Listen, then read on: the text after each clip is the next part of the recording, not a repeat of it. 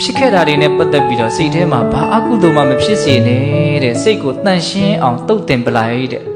ပြီးခဲ့ပြီးသားတွေကဘာမှရှိတော့တာမဟုတ်အဲ့ဒီဘာမှမရှိတော့တဲ့အရာတွေကကိုယ့်ရဲ့စိတ်ကိုမှွေနှောက်ခြောက်ချပြီးတော့မနေစေနဲ့နော်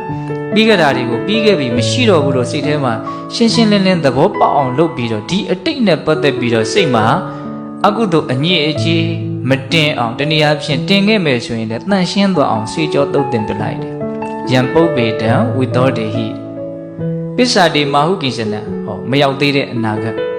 နဲ့ပတ်သက်ပြီးတော့လည်းပဲဘုံဘုံတို့မှာတော့ကြောင်းကြခြင်းတောင့်တခြင်းတွေနဲ့ပူနေလောင်နေကြရတာတွေမရှိဘူးလားရှိရနော်အဲ့ဒါကိုလည်းဘာလို့အောင်လို့ရှင်းထုတ်ပြလိုက်တဲ့ယံပုပ္ပေတံဝိသောတေဟိပစ္စာတိမာဟုကိစ္စနံ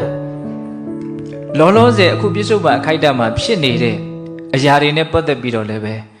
နည်းနည်းလေးမှစိတ်ထဲမှာမစွဲလန်းအောင်နေတဲ့